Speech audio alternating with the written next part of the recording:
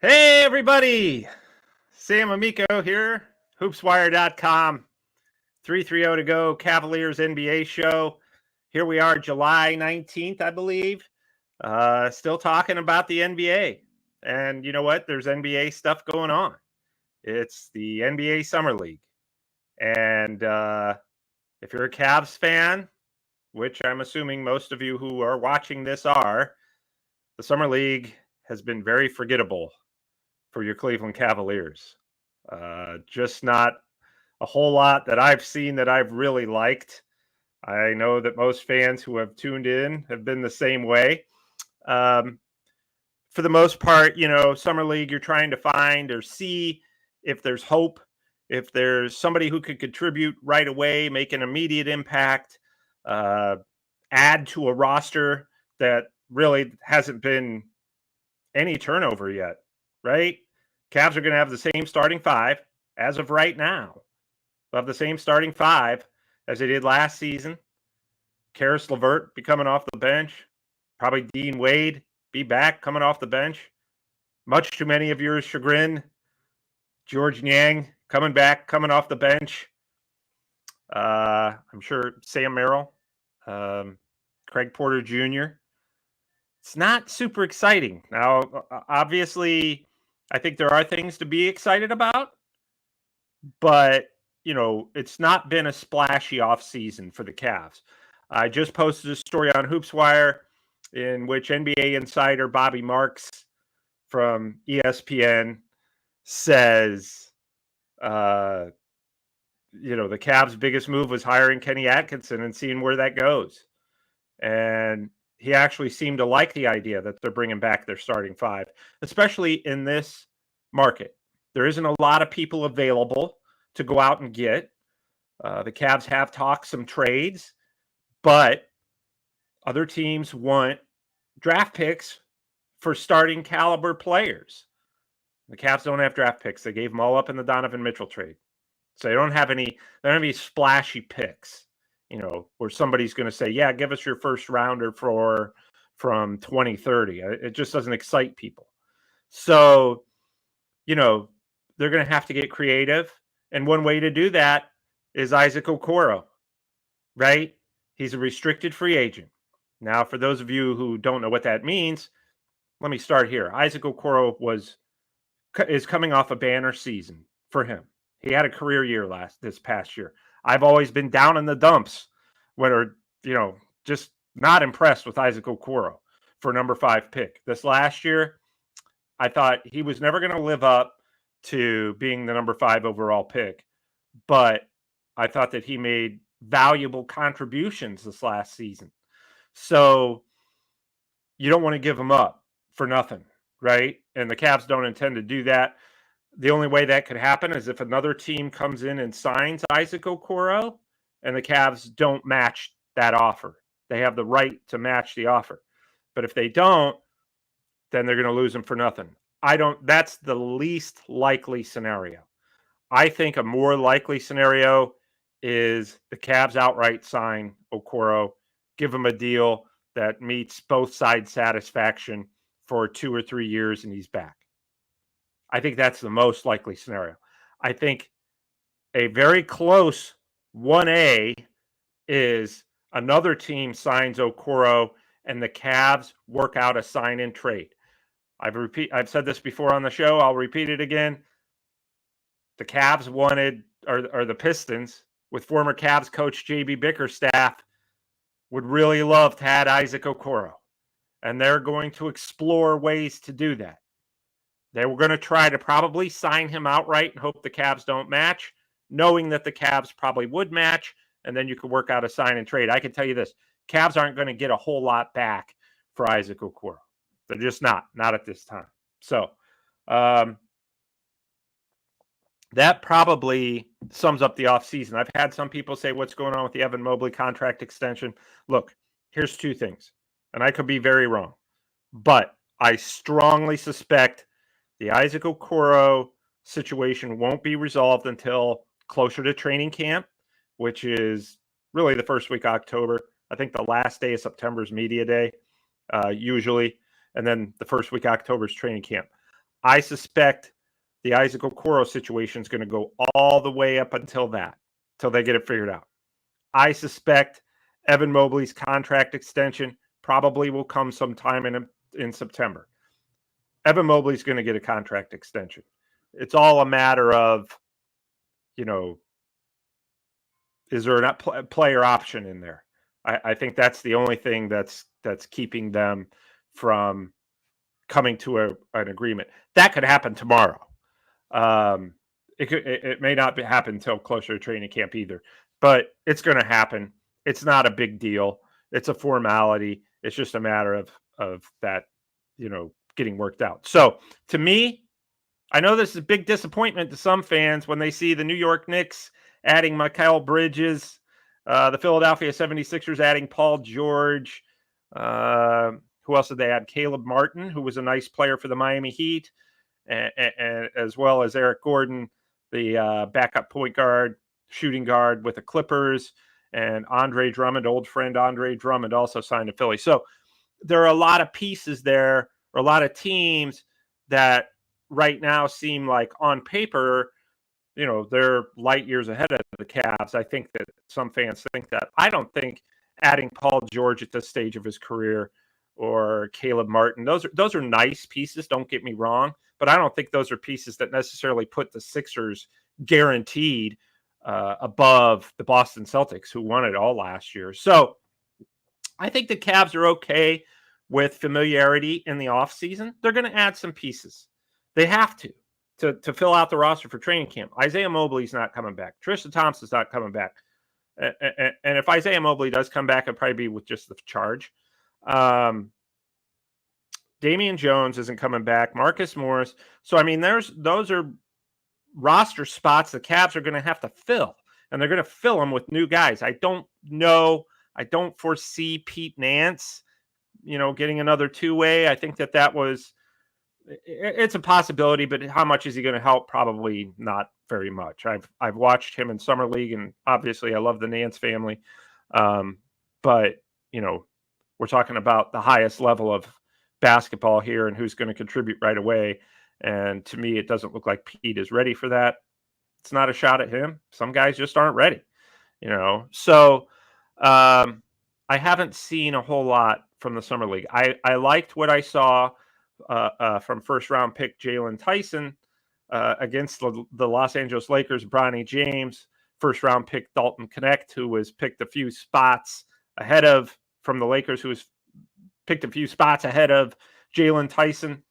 I thought Tyson has been up and down, which is typical in the summer league. He had a nice game against the Lakers, just not.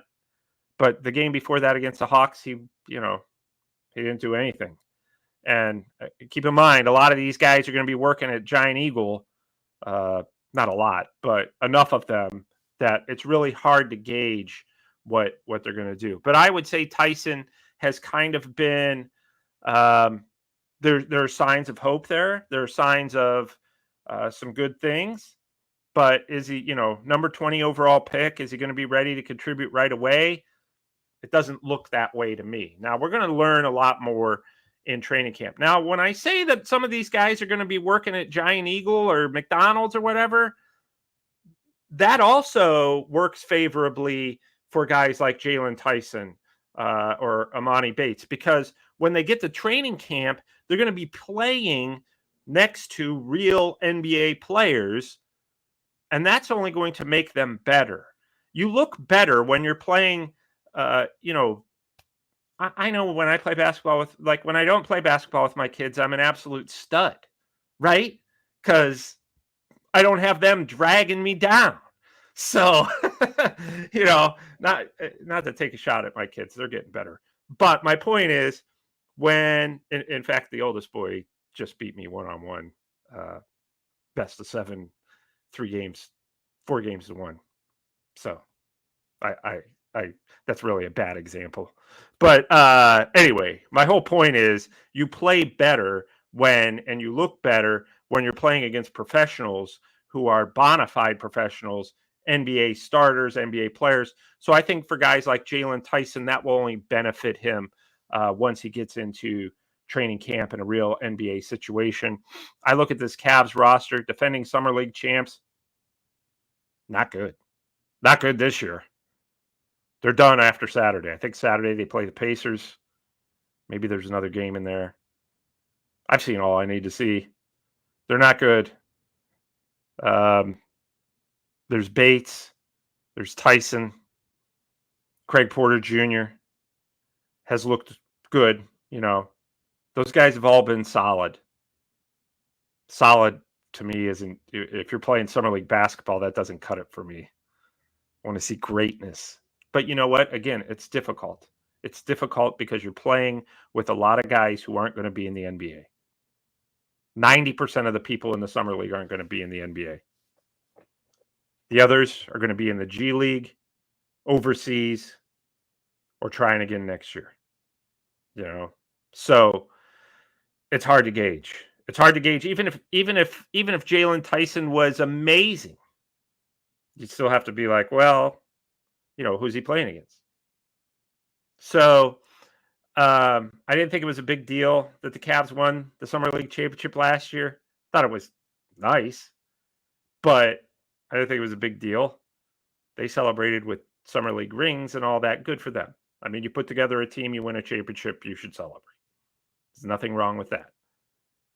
But this year, it's tough to watch. It's tough to. I've thought that this Summer League is probably the least enjoyable I've watched in my long 117-year history of covering the NBA. The number 2 pick, Alex Sarr from the Wizards, went 0 of 15 from the field the other night. Now, granted, Summer League, but, if I'm the Washington Wizards, Michael Winger is their president of basketball operations. He's a Cleveland guy. He's from the city of Cleveland. He grew up in Cleveland Heights. I think he went to Benedictine or something. I could be wrong about his high school, but I know he grew up in Cleveland Heights. And Michael Winger, president of the Wizards, is probably thinking, and he worked for the Cavs for a little bit in the front office. Then he went to the Clippers. Then he went to the Wizards. Now he's running the Wizards. And he has this number 2 pick who shot 0 of 15 in a game. And he's probably thinking, what have we done? I can tell you, I know a story out of Toronto years ago where the general manager there, whoever their pick was, turned and looked at me during Summer League one year and said, don't print this, but what have we done? Don't you know Mike Winger's thinking that about his number 2 overall pick? By the way, Alex Sarr did not want to go to the Atlanta Hawks, who had the number 1 overall pick. He's like, I don't want to play there. So the Hawks were like, I guess we won't take him then. So they're probably laughing at the fact that their number 2 overall pick in the NBA draft took 15 shots in a Summer League game. 15! Didn't make any. Last night he was 1 of 6. So in the 2 games, the number 2 overall pick in the draft in Summer League is 1 of 21 from the field. See, and sometimes you think things are going badly with the Cavs, or the Cavs aren't doing enough. They got to do more. To me, it's like, you know what? Just ride out familiarity and be thankful that you're not playing the lottery every year. You got time. Cavs got a young team. Donovan Mitchell's their aging vet. What is he, 27? You got Garland, you got Mobley, you got Allen, Strus. These guys they've got time. They've got time to develop. Let's see what happens. Not necessarily develop, but come together. The Cavs have not hit their ceiling. We know that. They haven't hit their ceiling as a team. So sometimes there's a lot to be said for familiarity and coming together as a team and not gutting things and adding major pieces every year. There's something to be said for that. Sometimes that's a good idea, but I don't think the Cavs need to worry about that right now. Coaching change is a big deal. Got a new voice, new system. See how it goes. The whole, so much of that job interview, I can tell you, is how are you getting Evan Mobley to another level? pretty quickly. Cavs are ready for him to take that next step. What if Evan Mobley has an all-star year? Then the Philadelphia 76ers, Boston Celtics, and so, blah, blah, blah, New York Knicks don't seem as daunting. If Evan Mobley becomes an all-star along with Donovan Mitchell. Darius Garland pulls it together. Darius Garland had a terrible year. Does that mean he's a terrible player? I mean, you got to get rid of him and move on because he had a bad year? Guy was an all-star 2 years ago. The Cavs are determined to figure out which guy do we have. So I think that there's something to be said for keeping that team relatively together. Yeah, Cam Johnson from the Nets is available. He's a 6'8" shooter. Would be great to go get him. And guess what? What do the Cavs have that the Nets want? We'll give you Dean Wade and Isaac Okoro or something. The Nets, like, why? We can get so much better for that. We want draft picks. We're gutting our team. We want draft picks. Dear Cleveland, which draft picks do you have? Well, really not many. Okay. So if you're the Cavs, there's nothing you can do about that. People get mad. They want the Cavs to make a trade. Well, guess what? You need somebody else to agree to the trade. You can't just, this isn't, fantasy basketball where you just tell somebody, I'm making this trade. I'm the league commissioner and you're going to do it. And they're like, well, all right, if you say so. It's the NBA. You're talking about moving pieces and parts and needing third teams to help. Cavs are doing all that. They're exploring all that. Guess what? Dead end. So the Cavs look into that stuff and it doesn't work out. What choice do you have but to say, all right, let's run it back. Let's see what the new coach can do. And then once other teams start being disappointed in their seasons and are ready to move guys, then we'll strike. July's just not worked out for them to strike. Okay, not a big deal. Won 48 games last year. Got a new coach that we believe in. Think that new voice will help. Donovan Mitchell signed off on him. Donovan Mitchell's back. He's going to be back probably anyway. He's already under contract. Now he's going to be under contract for 3 more years beyond that. Well, 2 and an option beyond this season. So you got him for basically 4 years at least. He's going to be 31 then. Then you're going to want to revisit. You're going to want to see how things play out. But now at least you get the opportunity to do that because Donovan Mitchell could have forced his way out of Cleveland and instead chose not to do that. So your superstar is happy. That's a huge thing. That was one thing I ran on the website today in that Bobby Marks story was Cavs' huge offseason move was getting that superstar guard to commit. That's a huge move. Today's NBA, that's a hard thing to do. It's a hard thing to do to get your star to say, yeah, I'm back. I'm back early in the offseason so you guys can plan and build around me. And I'm back for a little while. I'm fine here. I like it here. Donovan Mitchell likes being the face of the organization. And it's warranted. It's a warranted thing. He doesn't need to be a number 2. Like, say, I saw the Lakers rumors, Donovan Mitchell wants to go to the Lakers. No, he doesn't. You think he wants to play third fiddle to LeBron and Anthony Davis? It's not Donovan Mitchell.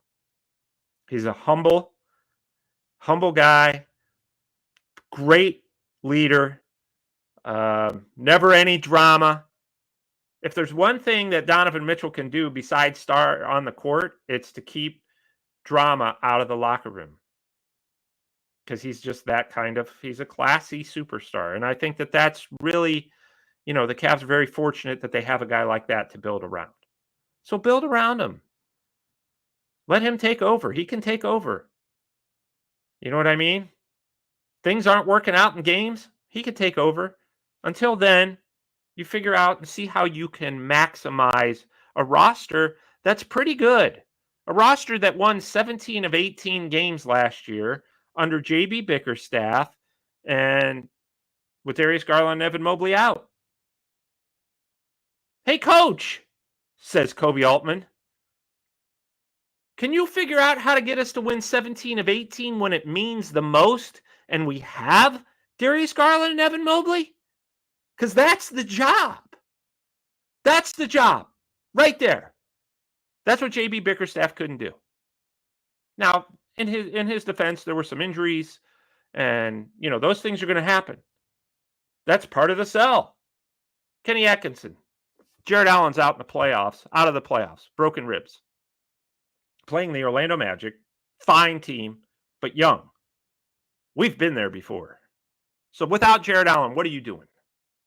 How are you going to win 5 of 6? Or in the case against the Magic, what should have been probably 4 out of 5. How are you going to upset the Boston Celtics that we're not better than? How are we going to beat them? How are we going to win 17 out of 18 like we did last year, but translate that to the playoffs? Kenny Atkinson gave satisfactory answers. How are you getting Evan Mobley to another level? Because that's how you win 17 of 18 when it means the most. People say, well, the schedule was light. I don't want to hear that. You're in the NBA. The schedule's never light. You beat the Milwaukee Bucks in that stretch, who at that time were right atop, at the time the Cavs were battling the Bucks for number 2 in the East. And the Cavs pulled to number 2 in the East. So, we can downplay their last season all we want. And again, for the second straight year, the playoffs were clunky. I get that. There was also the injury to Jared Allen. Donovan Mitchell ended the playoffs hurt. Karis LeVert was in and out of the lineup. Darius Garland had moments, but moments aren't going to carry you in the playoffs. Here's what I like about the Cavs, other than the fact that, they got to the Eastern Conference Finals, semifinals, and didn't have a great year. What I like is that the Cavs are, in the past 2 years, have been among the top 10 teams defensively, sometimes among the top 2. That's how you win playoff games, and not turning the ball over, which we all know Darius Garland did way too much. Darius Garland knows he did that way too much. So, I'm not trying to be a Cavs cheerleader here, even though it might sound like it. What I'm really doing is trying to say, you know what, it's okay, because I know how fans can get. And I get that way too. What are they doing this offseason? Nothing. They drafted a guy at 20. Tell me who's good at 20 that's come out of the NBA draft. Larry Nance Sr., Zydrunas Ilgauskas, number 20 picks. I believe Roy Hinson, long ago Cav, was the number 20 pick, who was traded to the Philadelphia 76ers for the number 1 pick, who became Brad Daugherty. What's really interesting about that is the Sixers ended up getting that pick initially from the Los Angeles Clippers, who were the San Diego Clippers at the time. That number 1 pick that eventually turned into Brad Daugherty was Kobe Bryant's father, Joe Jellybean Bryant, from the 76ers, who was traded to the Clippers in exchange in 1979. And in exchange, the Sixers got a 1986 draft pick from the Clippers. It ended up being the number 1 pick in the draft, which the Cavs eventually traded for on draft night, and ended up with Brad Daugherty. Joe Jellybean Bryant sadly passed away this past week, Kobe's father. I know that they had been estranged for a while, but prior to Kobe's death, probably a couple years before that, it seems like definitely had a reconciliation by all accounts. I didn't know them personally, but the reporting has said that they reconciled a few years before Kobe's death. And his father, surely, what a terrible thing to go through. has passed away. I guess it was Wednesday. We ran it on the website. So Pat Williams, also the co-founder of the Orlando Magic, a former Sixers GM, who was the GM when they won their last title. Sixers haven't won a title since 1983, which for a team that's always competitive and considered a power, it's been a long time. Pat Williams was their GM, went on to co-found the Orlando Magic. I have an interesting Pat Williams story.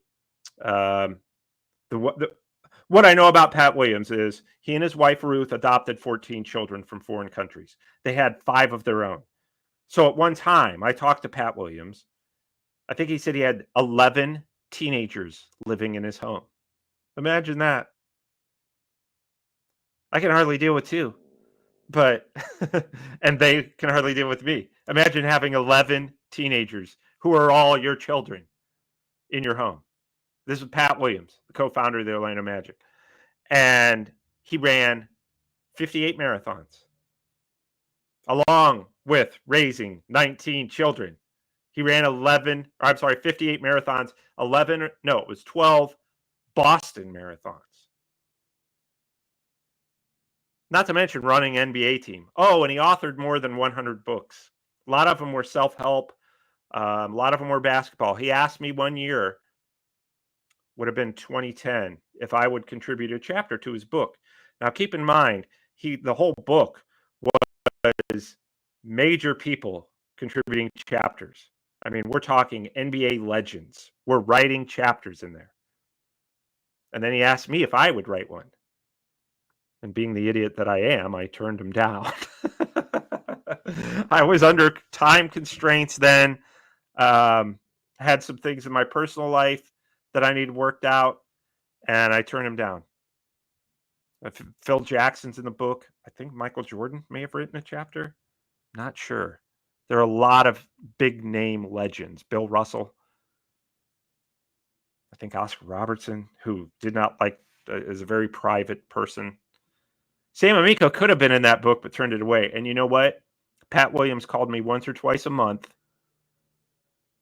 for the next 6-7 months. Once or twice a month, just to check in on me and make sure I was okay. He also sent me a copy of the book, not to rub it in, but it ended up rubbing it in. I turned it down. I don't have many regrets professionally, but that was one of them. But you know what? I was going through a difficult time, so that's the way it goes, man.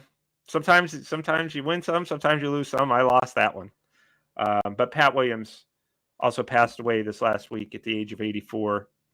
Without, and Adam Silver, NBA commissioner, came out and said this, without Pat Williams, there is no Orlando Magic. So 2 icons in the NBA we lost this last week. You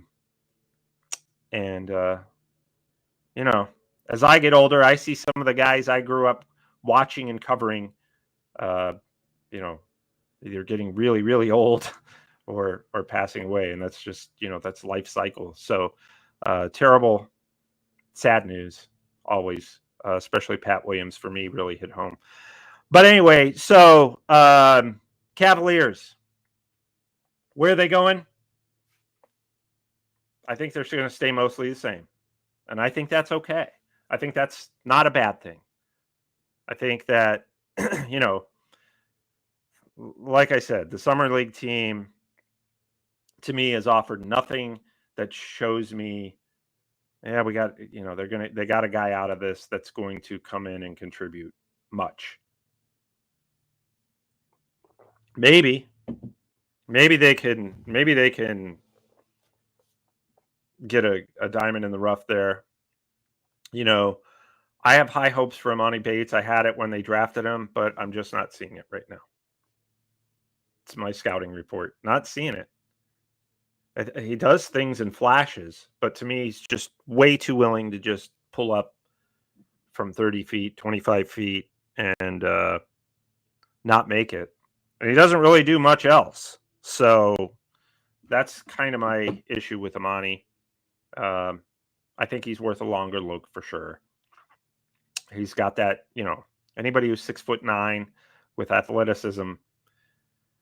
How do you, maybe again, that's an Atkinson thing. How do you get him to another level as opposed to a 6'9" jump shooter who's really not that great of a shooter. I guess that's called a chucker. So how do you get him to another, how do we get him to that level? Is he capable of getting to that level? These are all things the Cavs got to figure out. Is Jalen Tyson, if you got to trade Isaac Okoro, who you getting back for him? And is Jalen Tyson going to help you at the wing spot right away? I have my doubts.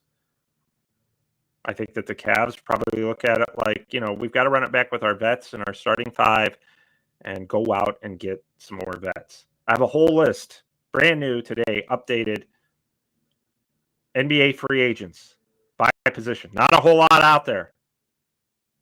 Some, but you're going to have to take a flyer on some guys and see if they can help you on minimum contracts. So, I know the Cavs offseason hasn't been exciting. I hope this show is exciting nonetheless. And I think that for the most part, we'll know more about this team probably when our beloved Cleveland Browns are 4 or 5 games in. We'll start hearing more about the Cavs then. Could be any time, but I suspect that, look, August is right around the corner. What are we at? July 19th? So August is around the corner. Guess what? Everybody goes on vacation in the NBA. So does your favorite NBA show host. or me, to be more specific. So yeah, there's not going to be, it's very rare, unless you have a player like Kyrie Irving, who was traded by the Cavs in August. It's very rare for anything big to happen in August. Most NBA people are off, enjoying their time off, and then they start to revisit things, that second week of September, as they gear up for training camp. And then all the way up until the start of the regular season. We've seen trades on the eve of the regular season. Back years ago, the Oklahoma City Thunder traded James Harden to the Houston Rockets, I believe on the day before the regular season, or a couple days. Can happen. September's when they start revisiting things, and that's when it can happen for the Cavs. So, with that in mind, sorry there's not a whole lot of news, but keep your eyes on the Isaac Okoro situation. I don't think anything again with that is going to break until closer to training camp, but it could anytime. As long as there's summer league going on, and there is until early next week, anything can happen. These GMs and scouts and those guys are talking. They're giving each other ideas. So I think anything's possible right now, and perhaps within the next week, but most likely till training camp. So next week I will be back again. Hope to round up some guests, and if there's nothing exciting with the Cavs, we'll talk about our careers, which to me are always exciting.